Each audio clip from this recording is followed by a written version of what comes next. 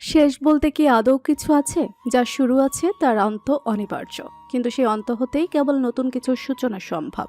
রাতের অন্ধকার শেষ হলেই যেমন কেবল নতুন ভোরের আলো ফুটতে পারে, স্থলপথ যেখানে গিয়ে শেষ হয় সেখান থেকেই যেমন জলপথের শুরু হয়, একইভাবে মহাপ্রয়াণ শেষেই কেবল নব্যপ্রণয় তিথি সম্ভব। সাল ১৬৩৬। সমুদ্রের অস্বাভাবিক স্রোত পেরিয়ে তীরে পৌঁছাতে বেশ বেগ পেতে হচ্ছে। তবুও প্রাণপণে শরীরের সমস্ত শক্তি দিয়ে তীরে পৌঁছানোর উদ্দেশ্যে সাঁতারে যাচ্ছে রমণী। আর একটু কষ্ট করতে হবে, তারপরে সে পৌঁছে যাবে কাঙ্ক্ষিত গন্তব্যে। ট্রান্সিলভেনিয়ায়, রোমানিয়ায় সমুদ্রতীরের কাছাকাছি আসতে সে ধীরে ধীরে সাঁতার কাটা ছেড়ে সমতলে পা রেখে উঠে আসে তীরে। তখনই সে দেখতে পায় দূর হতে একজন পুরুষ তার দিকে এগিয়ে আসছে। মেয়েটা কিঞ্চিত অবাক হয়। ট্রান্সিলভেনিয়ায় মানুষের আনাগোনা, তার জানামতে এখনো তো শাবক হরিণও ভয়ে পা মারায় না। তবে এই পুরুষকে মেয়েটা ভয়ে দুকদম পিছিয়ে যায়, হাত মুঠো করে ফেলে শক্ত করে, যে কোনো অনাকাঙ্ক্ষিত বিপদ কিংবা আক্রমণ মোকাবেলায় প্রস্তুতি হিসেবে। রোমানিয়ান ভাষা তার ভালোই রপ্ত আছে, তাই পুরুষটির চোখে চোখ রেখে রোমানিয়ান ভাষায় প্রশ্ন করে, কে তুমি? ছিমছাম লম্বা কালো রঙের ক্লক পরা পুরুষটির তরফ থেকে জবাব আসে। এন্ড্রু। পর মুহূর্তে আবার পাল্টা প্রশ্ন করে। তোমার নাম? এতক্ষণ ঠান্ডা পানিতে থেকে আর এখন এই ফিনফিনে শীতল হাওয়ার দাপটে মেয়েটা কাঁপতে কাঁপতে জবাব দেয়। মাশা। তার নামটা শুনে এন্ড্রু নামক পুরুষটির ভ্রুকুচকে আসে। তা দেখে মাহাশা বলে ওঠে, আমি তুরস্ক থেকে এসেছি। আমাকে অপহরণ করে অন্য দেশে নিয়ে যাচ্ছিল সমুদ্রপথে, কিন্তু জাহাজ রোমানিয়ান সাম্রাজ্যের কাছাকাছি আসতেই আমি সুযোগ বুঝে সবার চোখের আড়ালে জাহাজ থেকে ঝাঁপিয়ে পড়ি নিজেকে বাঁচাতে। অনেক কষ্টের সাথে এখানে এসে পৌঁছেছি। তার কথা শুনে যেন এন্ড্রু অবাক হয়ে বেশ বিস্মিত সুরে প্রশ্ন করে। তুমি মুসলিম? মাহসা মাথা নেড়ে সম্মতি জানায়। এন্ড্রু কিছুক্ষণ সতর্ক দৃষ্টিতে তাকে পরখ করে নিজের গায়ের ক্লকটা খুলে মাহসার দিকে এগিয়ে দিয়ে এটা পরে নিতে বলে, সাথে এখান থেকে জলদি প্রস্থান করার তাগিদও দেয়। মাহসা এন্ড্রুর বাড়িয়ে দেওয়া ক্লকটাকে প্রত্যাখ্যান করে না, বরং সাথে সাথে হাত থেকে সেটা নিয়ে নিজের গায়ে জড়িয়ে নেয়। এটার প্রয়োজন ছিল তার। একে তো গা কাঁপানো ঠান্ডা, তার উপর আবার ভেজা গায়ের সাথে লেপটে থাকা গাউনটা পায়ের একদিক দিয়ে কিছুটা ছিঁড়ে গিয়েছে। এই অবস্থায় একজন অপরিচিত পুরুষের সামনে দাঁড়িয়ে থাকতে বেশ অস্বস্তি অনুভব করছিল সে। কোলাক গায়ে জড়িয়েই মাশা দেখতে পায় এন্ড্রু এগিয়ে গিয়ে একটা ঘোড়ার পিঠে চড়ে বসেছে। ঘোড়াটা নিশ্চয়ই এন্ড্রুর হবে। মাশা সেদিকে এগিয়ে গিয়ে চুপচাপ দাঁড়িয়ে থাকে। তার মনের ভয় বুঝতে পেরেই হয়তো এন্ড্রু আশ্বাসের সুরে বলে ওঠে, আমাকে ভরসা করা যায়, তোমার ক্ষতি হবে না। মাহাশা আপাতত সেই আশ্বস্ত বাণীকে উপেক্ষা করে এন্ড্রুর দিকে বড় বড় চোখে তাকিয়ে হাতের ইশারায় কিছু একটা দেখিয়ে প্রশ্ন করে। এটা দেয়া যাবে? এন্ড্রু লক্ষ্য করে মাহাশার হাত তার গলার কালো কাপড়ের দিকে তাক করা। সে কোনো কথা না বলে সেই কাপড়টা খুলে মাহাশার দিকে এগিয়ে দিতেই মাহাশা তা দিয়ে নিজের মাথা এবং বুক ভালো করে ঢেকে নেয়। এন্ড্রু এক হাতে বাড়িয়ে দিয়ে প্রশ্ন করে, যাবে? মাহাশা এন্ড্রুর চেহারা পর্যবেক্ষণ করে। দেখে তো ভালো মানুষই মনে হচ্ছে, কিন্তু তবুও যদি কোনো খারাপ উদ্দেশ্য থেকে থাকে তবে মাহাশা ভালো করেই জানে প্রতিকূল পরিস্থিতি কিভাবে মোকাবেলা করতে হবে। আপাতত তার জন্য গুরুত্বপূর্ণ হচ্ছে ট্রান্সিলভেনিয়া ছেড়ে বের হওয়া, রোমানিয়ান সাম্রাজ্যের অন্তরিক্ষে প্রবেশ করা। সে মাথা নেড়ে এক হাত বাড়িয়ে এন্ড্রুর হাতে হাত রাখতে এন্ড্রু তাকে টেনে তুলে নিজের সামনে ঘোড়ার পিঠে বসায়। মাহাশা ঘাড় ঘুরিয়ে এন্ড্রুর দিকে তাকায়। এন্ড্রুর চোখের মনির রং উজ্জ্বল সবুজ। এতক্ষণ অন্ধকারে সে দূর থেকে ভালো করে এটা লক্ষ্য করেনি, অথচ এই চোখের দিকে তাকিয়ে থেকেই সে অকপটে কি সুন্দর কিছু মিথ্যা কথা বলে ফেলল এতক্ষণ। যেমন নিজের আসল পরিচয় অপরিচিত কাউকে নিজের পরিচয় জানালো তার নীতি বিরোধী কাজ, ঠিক যেমন এই এন্ড্রু নামক পুরুষটার দিকে এতক্ষণ ধরে তাকিয়ে থাকাটাও তার নীতির বিপক্ষে চলে যাচ্ছে। কথাটা মাথায় আসতেই মাহাশা নিজের দৃষ্টি সরিয়ে নেয়। রোমানিয়া এক বিশেষ উদ্দেশ্যে এসেছে সেই উদ্দেশ্যই আপাতত তার একমাত্র লক্ষ্যবস্তু। তুরস্কের বাদশাহ কামরান আতাউল্লাহ নিজের কক্ষে বসে দরবারের বিভিন্ন গুরুত্বপূর্ণ দলিল পর্যবেক্ষণ করছেন। ঠিক তখনই তার কক্ষের দরজায় করাঘাতের শব্দ হয়। বাদশা দলিল দেখতে দেখতে সশব্দে ভিতরে প্রবেশের অনুমতি দেয়। তৎক্ষণাৎ দরজা খুলে একজন দ্বার প্রহরী মাথা নত করে ভেতরে প্রবেশ করে বলে, যুবরাজ, আপনার দিদারের অপেক্ষায় আছেন বাদশাহ। আপনি অনুমতি দিলে উনি কি আসতে পারেন? বাদশাহ কামরান হাতের কাজ ছেড়ে উঠে দাঁড়ায়। কক্ষে থাকা সিংহাকৃতির বিশাল আসনে গিয়ে বসে প্রহরীকে উদ্দেশ্য করে বলে। আসতে পারে। সাথে সাথে প্রহরী মাথা নত করে একইভাবে দরজার বাহিরে চলে যায়। পরপরই কক্ষে প্রবেশ করেন বাদশার পুত্র। কক্ষে প্রবেশ করতেই যুবরাজ সর্বপ্রথম পিতার উদ্দেশ্যে সালাম জানায়। বাদশা সালামের জবাব দিয়ে বলে। বলো, তোমার কি বলার আছে? যুবরাজ বেহজাদ বলে। আমি আপনার কাছে অনুমতি চাইতে এসেছি বাবা। আমার বোন সেখানে সম্পূর্ণ একা। ভাই হয়ে তাকে বিপদে ফেলে আমি রাজধানীতে বসে থাকতে পারি না। একমাত্র বোনের প্রতি যুবরাজ বেহজাদের ভালোবাসা বরাবরই বেশি। তা নিয়ে সবসময় বাদশা কামরান আতউল্লাহ সন্তুষ্ট। তার পূর্বপুরুষেরা যেখানে ক্ষমতার জন্য নিজেরাই নিজেদের রক্তের শত্রু হয়ে গিয়েছিল, সেখানে তিনি নিজের সন্তানদের ব্যাপারে সর্বদা নিশ্চিন্তে থাকতে পারেন, কারণ প্রয়োজনে এরা একে অপরের জন্য জীবন দিতেও সদা প্রস্তুত। তিনি সামান্য হেসে বলে। তোমার চোখে রাজকুমারী এখনো ছোট বাচ্চাই রয়ে গেছে, তাই তোমার এত চিন্তা হচ্ছে। কিন্তু আমি বুঝে শুনে ওকে যাওয়ার অনুমতি দিয়েছি।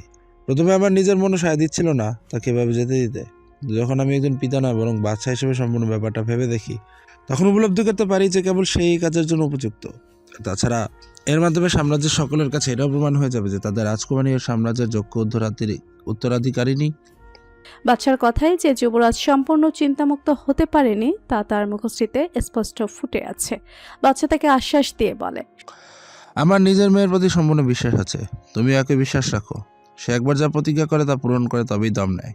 সন্ধিয়ান দৃষ্টি মেলে মাসাকে পরখ করছে কেব। মেয়েটার অতিরিক্ত বোকাশোকা দৃষ্টি তার খুব একটা সুবিধার লাগছে না। এই রাত্রিবেলায় সমুদ্রের তীর ঘুরতে গিয়ে যে তাদের কাউন্ট এরকম একটা আপদকে তুলে আনবে তা কেই বা জানত। কেপ কাউন্টকে উদ্দেশ্য করে সতর্ক গলায় বলে। কাউন্ট, এই মেয়ে গুপ্তচর তো হতে পারে, তার কোনো গোপন উদ্দেশ্যও থাকতে পারে। আমাদের ওর কথায় বিশ্বাস করা উচিত হবে না। ইয়ান আর চোখে তাদের থেকে কিছুটা দূরে ঘোড়ার পিঠে বসে থাকা মাহাসার দিকে তাকায়।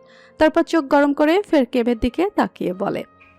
আপাতত যা আদেশ দিচ্ছি তা পালন করো প্রধান সেনাপতি। মনে রাখবে আমার নাম ইন্দ্র, সাধারণ একজন সেনা আমি। ভুলে ওর সামনে আমাকে কাউন্ট ডেকে বসবে না। তুমিও আমার সাথে সেনাবাহিনীতে কাজ করো।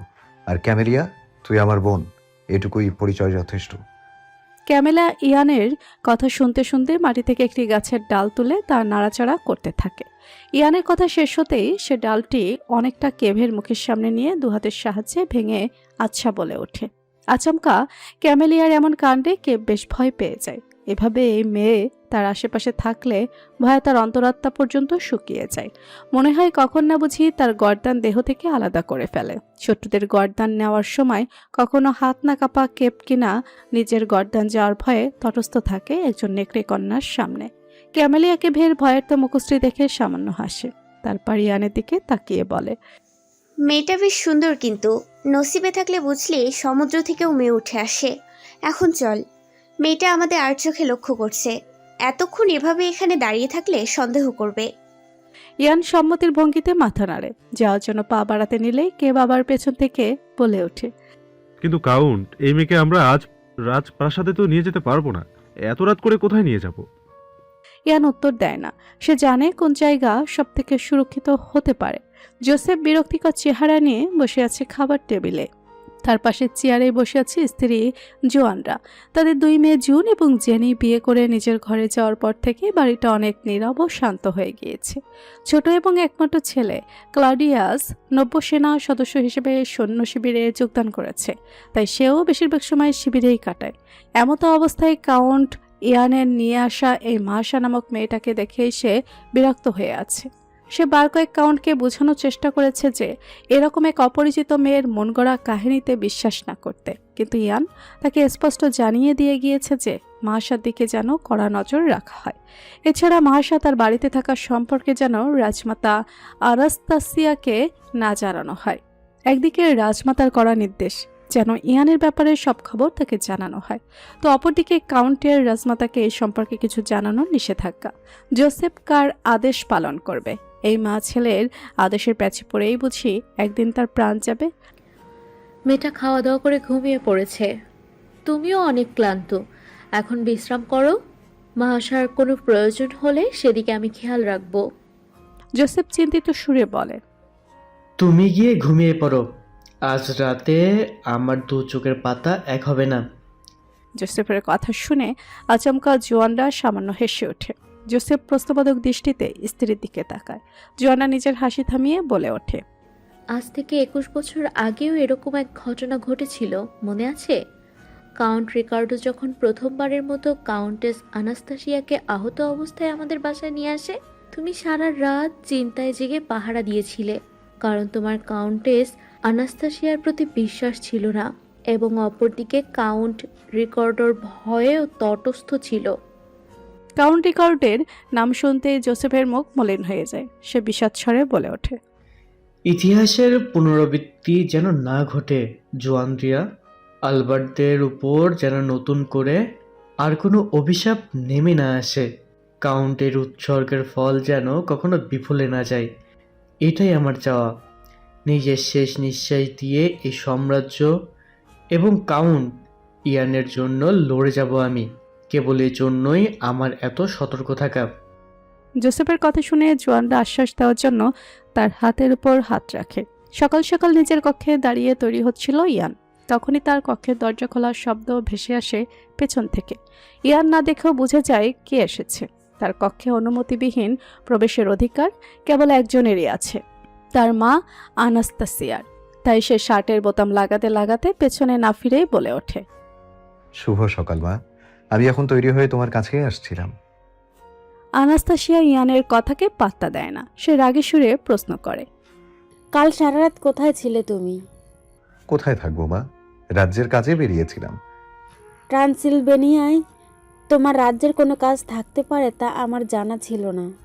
এবার ইয়ান আনাস্তাসিয়ার দিকে ফিরে প্রশ্ন করে, তোমার গুপ্তচর তাহলে তোমাকে খবর পৌঁছে দিয়েছে? ছেলের এমন নির্লিপ্ত কথার ধরনে আনাস্তাসিয়ার রাগ আরও কয়েকগুণ বেড়ে যায়। সে ইয়ানের সামনে এসে দাঁড়িয়ে বলে, তুমি যদি সব আমাকে জানাতে তাহলে আমার তোমার পিছনে গুপ্তচর লাগানোর প্রয়োজন পড়তো না। আমি তোমার থেকে কখনো কিছু লুকিয়েছি?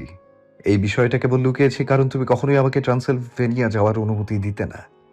অবশ্যই দিতাম না। ইয়ান এবার কিছুটা অধৈর্য হয়ে প্রশ্ন করে, ট্রান্সিলভেনিয়াকে তুমি কেন এত অপছন্দ করো? আমার বাবার যেখানে জন্ম এবং মৃত্যু, সেই জায়গার প্রতি কি আমার আগ্রহ থাকতে পারে না? যেই শহরে আমার জন্ম সেই শহরে কি একবার আমি যেতে পারি না? আনাস্তাসিয়া শান্ত হয়। এক হাতে ইয়ানের গাল সামান্য ছুঁয়ে থমথমে গলায় বলে ওঠে, ট্রান্সিলভেনিয়ার প্রতি তোমার আগ্রহ দেখলে আমার ভয় হয়। ওই শহর অভিশপ্ত। কাউন্ট লিও, কাউন্টেস মেরি, আমার রিক সবাই ওই শহরে নিজেদের জীবন হারিয়েছে। আমি তোমাকে হারাতে চাই না। এই জন্যই ওই অভিশপ্ত শহরে তোমাকে যেতে দিতে চাই না। ইয়ান চুপ হয়ে যায়। নিজের মায়ের দুশ্চিন্তা উপলব্ধি করতে পেরে অনুতপ্ত হয়। নিজের ব্যবহারের জন্য ক্ষমা প্রার্থনা করে। আনাস্তাসিয়া হেসে বলে, আমি তোমার উপর কখনো রাগ হতে পারি? ইয়ান বেরিয়ে যেতেই আনাস্তাসিয়া একটা দীর্ঘশ্বাস ফেলে। তার হুট করে কেন যেন মনে হচ্ছে ইয়ান তার থেকে কিছু একটা লুকাচ্ছে। কে জানে এটা কেবল তার অযথা দুশ্চিন্তা কিনা। তবুও তার চিন্তা হয়। মনে মনে প্রার্থনা করে সেই অভিশপ্ত ট্রান্সিলভেনিয়া শহর যেন কখনো তার ছেলের জীবনে কোনো অভিশাপ বয়ে না আনে। প্রাসাদ থেকে বের হওয়ার জন্য কাউন্ট ইয়ান আলবার্ট সবে ঘোড়ায় চড়তে নেবে। এমন সময় সে জোসেফের চিন্তিত সুরের ডাক শুনতে পায়। Count, count. ইয়ান ভুরু কুচকে পিছনে ফিরে তাকায়। জোসেফ দৌড়ে তার দিকে আসছে। জোসেফকে এভাবে এগিয়ে আসতে দেখে ইয়ানের কপালে ভাঁজ পড়ে। কোনো গুরুত্বপূর্ণ বিষয়ের তাগিদে জোসেফের এই ছুটে আসা তা সে বুঝতে পারে। জোসেফ ইয়ানের কাছাকাছি আসতেই ইয়ান প্রশ্ন করে, কি হয়েছে জোসেফ? জোসেফ আশেপাশে তাকিয়ে দেখে আরও কিছু সৈন্য সেখানে উপস্থিত। তাই সে ইয়ানের কানের কাছে মুখ নিয়ে ফিসফিসিয়ে বলে, ওই মেয়েটা নেই, পালিয়েছে। সাথে সাথে ইয়ানের কুচকানো ভ্রু জোড়া শীতল হয়ে আসে। হাতে থাকা তলোয়ার শক্ত করে ধরে সে। ঘোড়ার পিঠে চড়ে বসতে বসতে তার থেকে কয়েক হাত দূরে দাঁড়িয়ে থাকা প্রধান সেনাপতি কেবকে উদ্দেশ্য করে বলে, কেভ, কেবল তুমি আমার সাথে চলো। জোসেফ ইয়ানকে কি বলেছে তা শুনতে পায়নি কেব, কিন্তু দূর থেকে তাদের মুখশ্রী দেখে বুঝতে পারে খুব গুরুত্বপূর্ণ কোনো বিষয়। আন্দাজ করে সেই বিষয়টা কোনোভাবে গতরাতের ওই মহাশয় নামক মেয়েটার সাথে জড়িত। সে আর একদণ্ড অপেক্ষা করে না। ঘোড়ার পিঠে চড়ে বসে রওনা হয় কাউন্টের পিছু পিছু এই রহস্য মানবীকে খুঁজে বের করার উদ্দেশ্যে। রাজা নয় বরং সাধারণ প্রজার বেশে ঘোড়ার পিঠে বসে গন্তব্যের উদ্দেশ্যে ছুটছে কাউন্ট ইয়ান। তার পিছু পিছু 2 ঘোড়ায় করে তাকে অনুসরণ করছে জোসেফ এবং কেপ। দুজনের মুখেই চিন্তার ছাপ। জোসেফ মনে মনে কিছুটা ভীত, সেই সঙ্গে বিরক্ত। চেনা নেই জানা নেই একটা অচেনা মেয়েকে সমুদ্র থেকে তুলে এনে তার ঘাড়ে ঘুচিয়ে দিয়ে গেছে। জোসেফের কিসের সাধ্য কাউন্টের আদেশ অমান্য করার? বাধ্য হয়ে সে ওই অদ্ভুত ভুতুড়ে দেখতে মেয়েটাকে নিজের বাসায় আশ্রয় দেয়, সারা রাত জেগে পাহারাও দেয়। তবে রাতের শেষ প্রহরে কখন যে তার চোখ লেগে গিয়েছিল সে বুঝে উঠতে পারেনি, আর সেই সুযোগে মেয়েটা উধাও হয়ে গিয়েছে। জোসেফের বাড়ির সীমানায় আসতেই ইয়ান লাগাম টেনে ঘোড়ার পদগতি ধীর করে। অবাক হয়ে দেখে বাড়ির আঙিনায় জায়ান্টার সঙ্গে দাঁড়িয়ে গাছ থেকে ফুল কেটে নিত ব্যস্ত মার্শাকে। পরনে এখন আর গত রাতের পোশাকটা নেই, বরং তার বদলে সম্ভবত জোসেফের মেয়েদের পোশাক পরেছে। রাতে চাঁদের আলোয় যতটা না স্পষ্ট দেখেছে, এখন দিনের আলোয় তার থেকে স্পষ্ট নজরে দেখতে ব্যস্ত ইয়ান। ঘোড়ার পদধ্বনি শুনে ততক্ষণে মার্শা এবং জয়ানরা ঘুরে তাকায় বাড়ির আঙিনার বাহিরে। দেখতে পায় ইয়ান, কেব এবং জোসেফকে। জোসেফ হতভম্ব হয়ে মার্শাকে দেখছে, তার হুঁশ ফিরে কেভের নিচু স্বরে করা প্রশ্নে। আপনি তো বলেছিলেন মেয়েটা পালিয়েছে। জোসেফ ব্যস্ত গলায় জবাব দেয়, আমি মিথ্যা বলিনি। সকালে সত্যি মেয়েটাকে খুঁজে পাওয়া যাচ্ছিল না। আপনি আমাকে বিশ্বাস করুন কাউন্ট। ইয়ান উত্তর দেয় না। ঘোড়া ছেড়ে নামে সে। বাড়ির আঙিনায় প্রবেশ করতেই জোয়ানরা ভুলবশত আপ্লুত হয়ে বলতে নেয়। কা জোয়ানটাকে কিছু বলার সুযোগ না দিয়ে ইয়ান দ্রুত ছল করে বলে ওঠে, চাচিওয়া, সকাল সকাল আপনার হাতে সুস্বাদু নাস্তা খেতে চলে আসলাম। দেখুন, আমার সঙ্গে আজ কেভকেও নিয়ে এসেছি। ওকে চিনেছেন নিশ্চয়ই, আমার বন্ধু। জোয়ানরার সঙ্গে সঙ্গে খেয়াল হয় ব্যাপারটা। ইয়ান গতরাতে মার্শাকে তাদের সঙ্গে নিজের চাচাচাচি বলে পরিচয় করিয়ে দিয়েছিল। সেই মিথ্যা পরিচয়ের জের ধরে এখন জোয়ানরা এবং জোসেফকেও অভিনয় করে যেতে হবে। জোয়ানরা হেসে বলে, এন্ড্রু, আমার বাচ্চা, আজ সকাল সকাল তোমার মুখ দর্শন করার সুযোগ হলো। তবে আমার, তোমরা ভেতরে এসো, আমি এক্ষুনি টেবিলে নাস্তার আয়োজন করছি। জোসেফ এত অভিনয় করতে পারল না। সে কপাল কুঁচকে মার্শাকে প্রশ্ন করে, এই মেয়ে, কোথায় গিয়েছিলে তুমি? এত ভোরবেলা আমাদের ফাঁকি দিয়ে কি করতে গিয়েছিলে তুমি? জোসেফের এরকম রূঢ় প্রশ্নের ভঙ্গিতে ইয়ান আর চোখে তার দিকে তাকিয়ে চোখ গরম করে। মার্শা কিছুটা ইতস্ততভাবে এবং ভীতস্বরে জবাব দেয়, ঘুম ভেঙে গিয়েছিল হঠাৎ। একা অনুভব করছিলাম। আপনারা ঘুমিয়েছিলেন। আপনাদের বিরক্ত করতে চাইনি বলে বাসা থেকে বের হয়ে আশপাশটায় হাঁটাহাঁটি করছিলাম। হাঁটতে হাঁটতে কখন যে বাসা থেকে দূরে জঙ্গলের দিকটায় চলে যাই খেয়াল ছিল না। আপনাদের অহেতুক চিন্তায় ফেলার জন্য আমি দুঃখিত। কেপ ফিসফিসিয়ে ইয়ানের কানের কাছে এসে বলে, আমার কাছে এই মেয়ের কথা বিশ্বাসযোগ্য ঠেকছে না কাউন্ট। ইয়ান সবার কথাকে পাশ কেটে গেল, কিছুটা তাড়া দেখিয়ে বলল, এখন বরং এসব কথা রেখে আমরা নাস্তা করে নিই। কেভ এবং আমাকে সেনাভবনে যেতে হবে দ্রুত। সৈন্যদের এভাবে সময় অপচয় করা মানায় না। সেনাভবনের কথা শুনে মার্শা দু চোখ চিকচিক করে উঠল। এই 2 যুবকের সেনাভবনে আসা যাওয়া চলে। সৈন্য হিসেবে কি প্রাসাদেও এদের যাওয়ার সুযোগ হয় কে জানে। মার্শার এসব ব্যাপারটা গুলো বুঝতে হবে ধীরে ধীরে। বাস্কপ প্রাসাদের বাহিরের রূপটা অনেকটা ভৌতিক দেখতে। প্রাসাদের দেওয়ালে জমে আছে শ্যাওলা, ইট পাথরের দেয়াল ছিঁড়ে অনেক জায়গায় গুল্মলতাও লক্ষণীয়। 100 বছরের ইতিহাস, অভিশাপ এবং স্মৃতি আঁকড়ে ধরে মাথা উঁচু করে দাঁড়িয়ে থাকা এই প্রাসাদে বিচরণ করে বেড়ানো নেকড়ে মানবদের অস্তিত্ব আজও প্রজাদের কাছে একটা রহস্যই বটে। অবশ্য কেউ তাদের সম্পর্কে জানে না বললেও ভুল হবে। রোমানিয়ান রাজপরিবারের সদস্যরা এবং তাদের কাছের হাতে গোনা কিছু মানুষ এই ব্যাপারে অবগত। তবে তারা এই সত্যিটা কোনো গুপ্তধনের মতো লুকিয়ে রেখেছে সবার থেকে। উল্টো নিশ্চিত করেছে জঙ্গলের গভীরে লুকিয়ে থাকা এই অপ্রাকৃতিক অস্তিত্বের সুরক্ষা। প্রাসাদের সর্বোচ্চ বারান্দায় দাঁড়িয়ে আছে এক পুরুষ। অপ্রাকৃত সত্তার অধিকারী হওয়ায় এক যুবতী কন্যার পিতা হওয়া সত্ত্বেও তার মাঝে তারুণ্যের ছাপ ম্লান হয়নি বিন্দুমাত্র। দৃষ্টি স্থির প্রাসাদের আঙিনায় এক ঝাঁক নেকড়ে পাল এবং তাদের বিপক্ষে দাঁড়িয়ে থাকা এক কন্যার দিকে, যে কন্যা কিনা মানব এবং নেকড়ে উভয় সত্তাই নিজের মধ্যে ধারণ করে। নেকড়ে পালের লোনা ক্যামেলিয়া রড্রিগেজ। হুট করে স্থিতিশীল পরিস্থিতি বদলে যায়। নেকড়ে পাল ক্যামেলিয়াকে চারদিক থেকে ঘিরে ধরে। তাদের হিংস্র দৃষ্টি প্রমাণ দিচ্ছে তারা আক্রমণ করতে প্রস্তুত। ক্যামেলিয়ার চোখে অবশ্য ভয় নেই, তার মুখে ফুটে উঠেছে নির্ভয়তার ছাপ। পরোক্ষভাবে এসে উপভোগ করছে এই ব্যাপারটা। হুট করে দুটো নেকড়ে দৌড়ে এসে ক্যামেলিয়াকে আক্রমণ করতে নিলেই কৌশলে ক্যামেলি এক নেকড়ের থাবা থেকে আত্মরক্ষা করে পাশ কেটে যায় এবং চোখের পলকে অন্য নেকড়েকে আঘাত করে দূরে ছুঁড়ে ফেলে।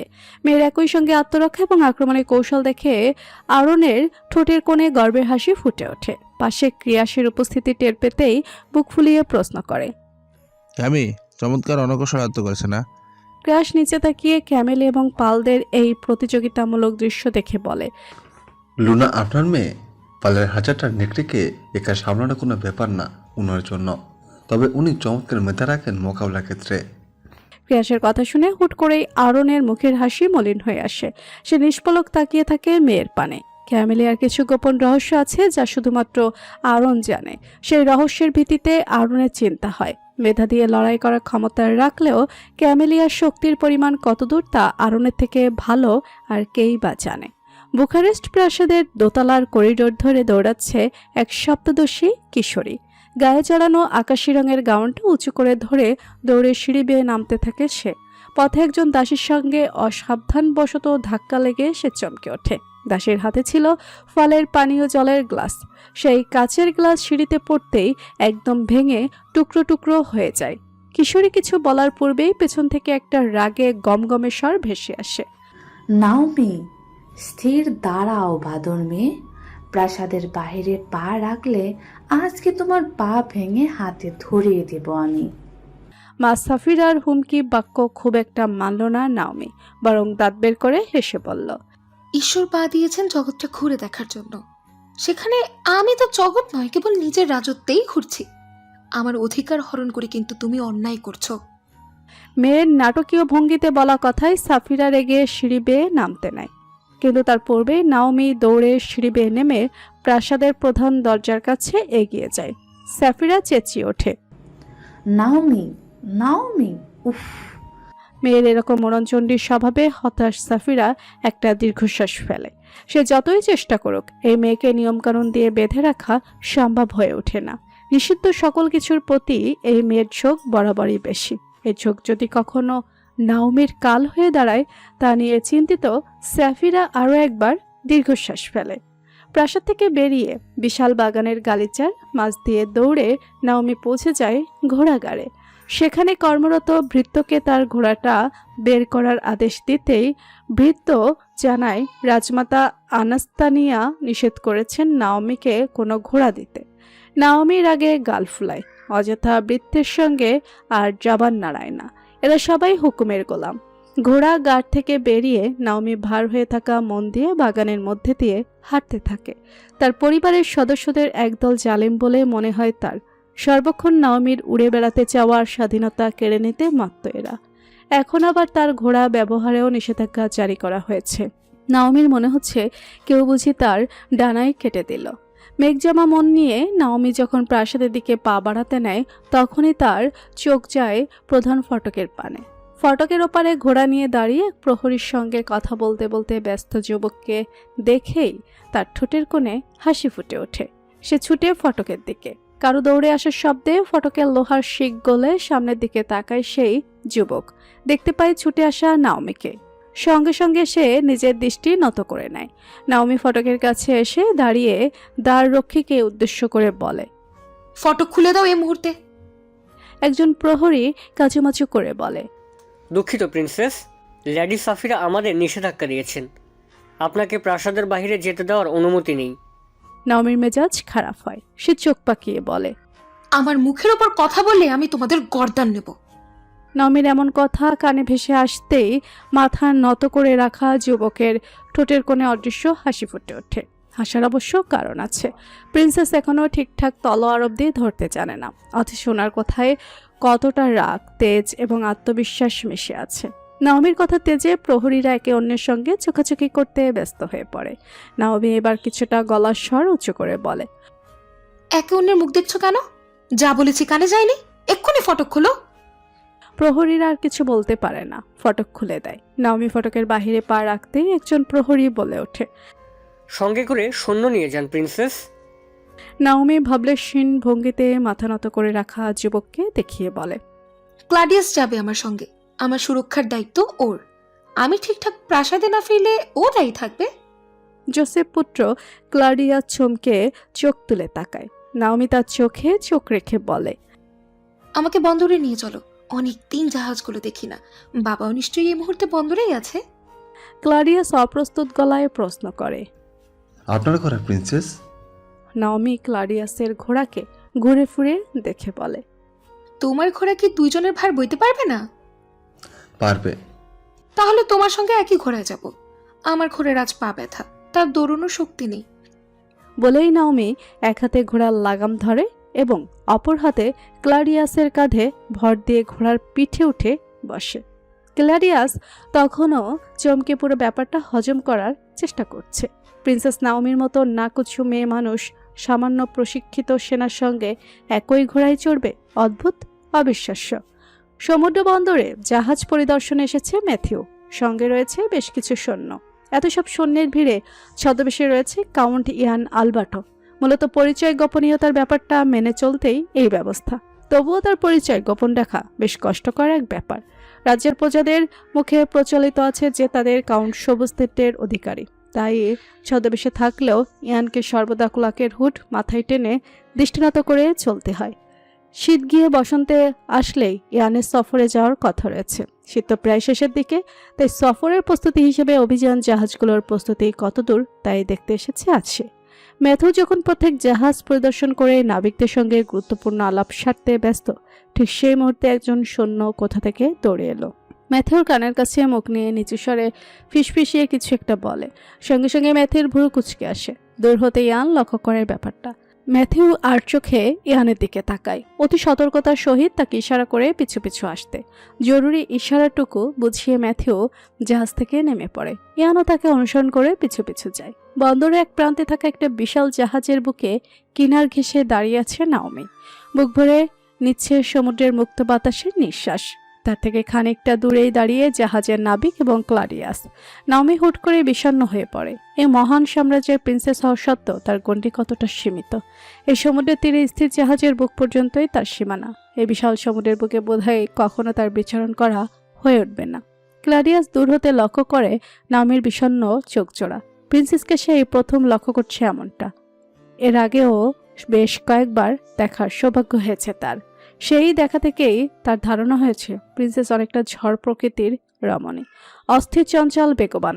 তবে এত সব কিছুর ভিড়েও কিসের কমতে প্রিন্সেসের? কি হতে পারে তার বিষণ্ণতার কারণ? ক্লাডিয়াসের ভাবনার মাঝে গটগট পায়ে জাহাজে এসে উপস্থিত হয় ম্যাথিউ। তার সঙ্গে রয়েছে ইয়ান। দুজনকে লক্ষ্য করতেই ক্লাডিয়াস এবং নাবিক মাথা নত করে সম্মান প্রদর্শন করে। ম্যাথিউ অবশ্য তাদের দিকে তাকালো না, সরাসরি মেয়েকে উদ্দেশ্য করে বলে, কার অনুমতি নিয়ে পিরাসাত থেকে বের হয়েছো তুমি? নাওমি ভাবলেশন ভঙ্গিতে জবাব দেয়, কারো অনুমতির প্রয়োজন দেখিনি। সমুদ্র দেখতে ইচ্ছে করছিল আমার, তাই চলে এসেছে। ম্যাথিউ কিছুটা শাসনের সুরে বলে, ইচ্ছে করলে সেই উচ্চ অনুযায়ী কাজ করার অনুমতি তোমার নেই নাওমি। তোমাকে একটা শৃঙ্খলার মধ্য নিয়ম নীতি নিয়ে মেনে চলতে হবে। তুমি সেই নিয়ম নীতিকে অবজ্ঞা করার এখতিয়ার রাখো না। বাবার এরকম শাসনে নাওমির মন আরো খারাপ হয়ে যায়। সে তাকায় ভাইয়ের দিকে, কিন্তু ইয়ানের চোখ মুখও কঠিন রূপ ধারণ করে আছে। অর্থাৎ সেও ম্যাথিউর শাসনের সঙ্গে একমত পোষণ করছে। নাওমি আশাহত হয়, কেউ নেই তাকে বোঝার মতো।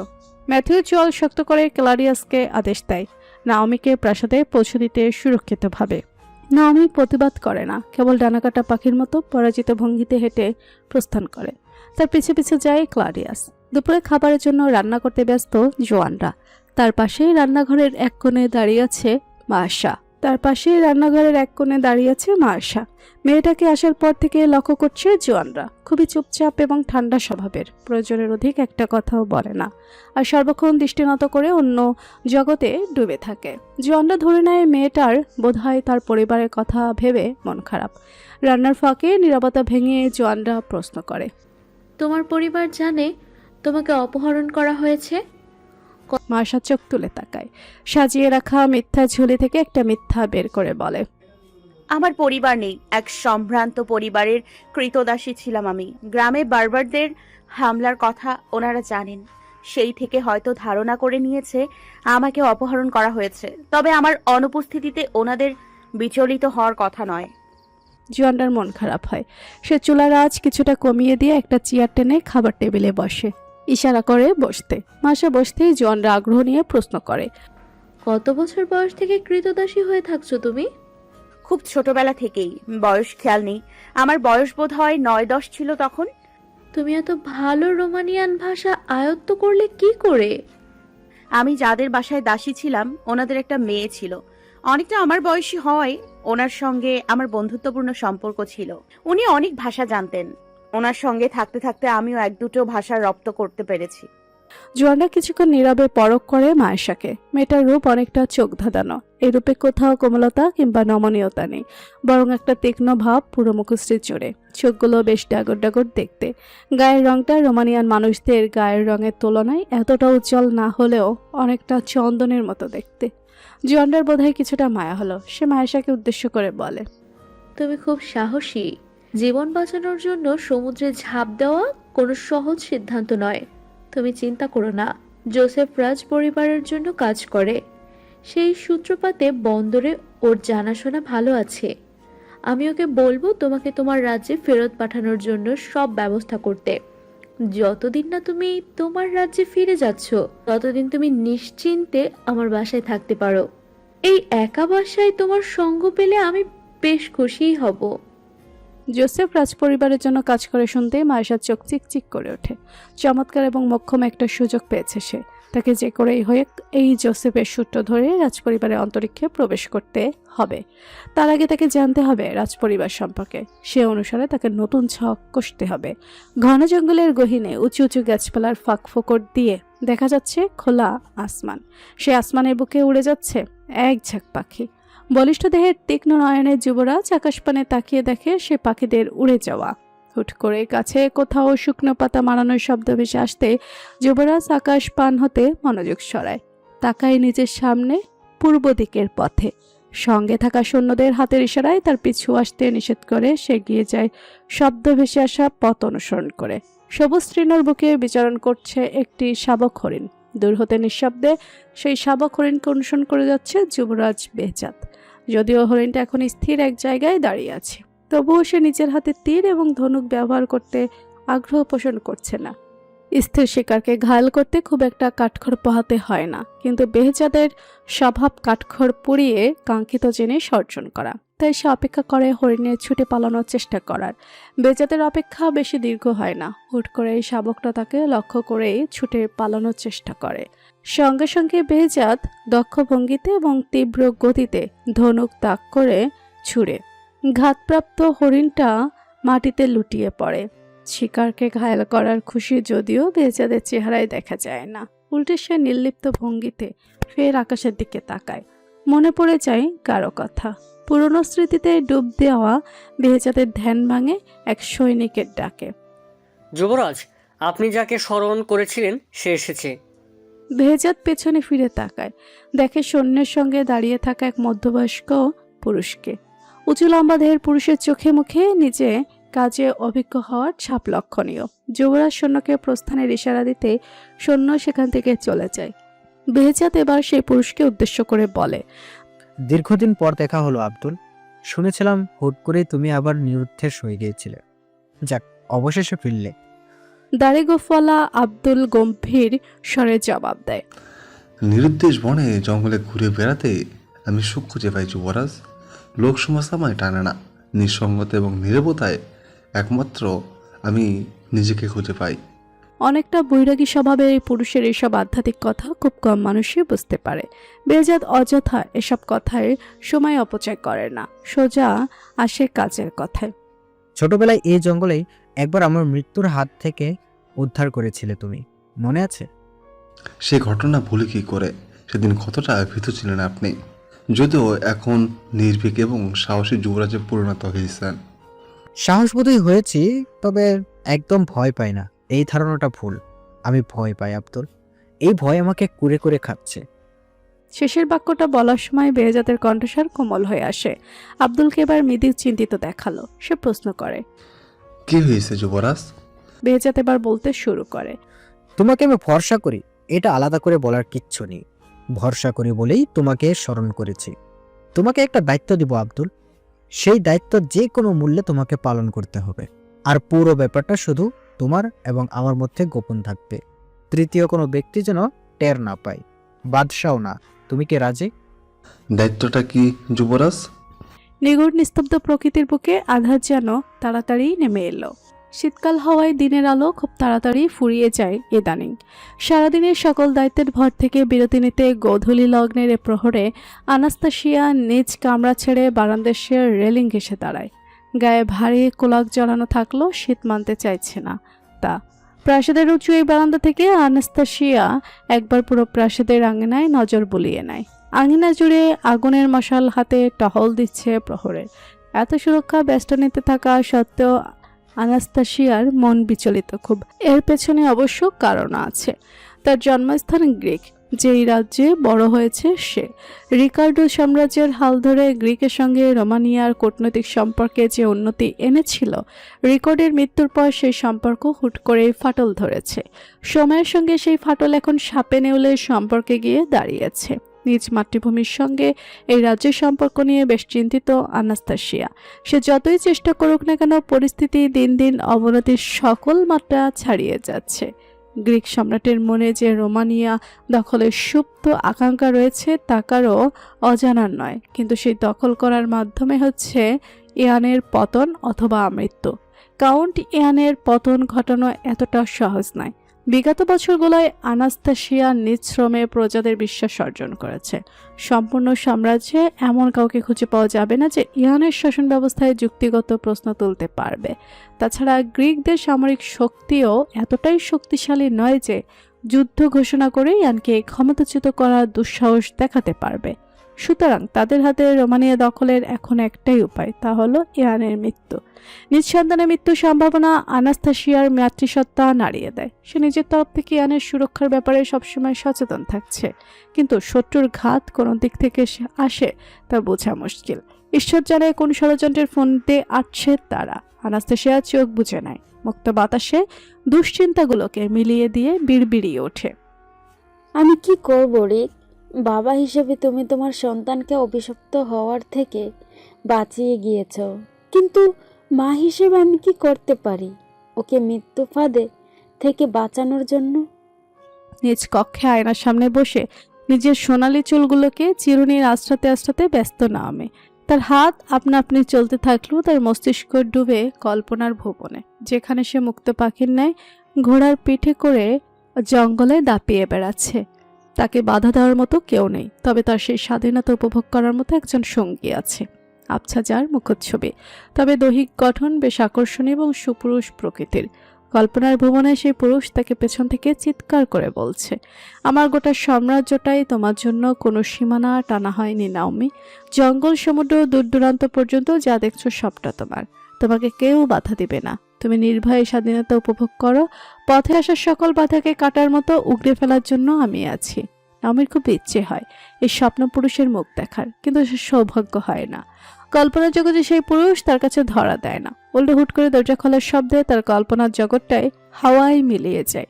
হুঁশ ফিরতেই নাওমি ঘাড় ঘুরিয়ে দরজার দিকে তাকায়। সঙ্গে সঙ্গে তার মুখে হাসি ফুটে ওঠে। উচ্ছ্বসিত স্বরে বলে, ক্যামি, কখন এসেছো তুমি? রিনরিনে ভঙ্গিতে বারান্দার দিকে যেতে যেতে ক্যামেলিয়া জবাব দেয়, সবে এলাম। বাবা ক্রিয়াস আমাকে না জানিয়ে হুট করে কোথাও গিয়েছে। প্রাসাদে নেকড়েপালদের সঙ্গে একা মন টিকছিল না, তাই এখানে চলে এলাম। অ্যানার সঙ্গে দেখা করে তোর কাছে এলাম। বলতে বলতে ক্যামেলিয়া বারান্দায় চলে যায়। চোখের পলকে এক লাফে রেলিংয়ে উঠে পা ঝুলিয়ে বসে পড়ে। তার পিছু পিছু আসা নাওমি বেশ মুগ্ধ হয় এ দৃশ্য দেখে। খানিকটা আফসোসের সুরে বলে, তুমি কি সৌভাগ্যবতী। আলফা কোনো কিছু নিয়ে তোমাকে নিষেধাজ্ঞা দেয় না।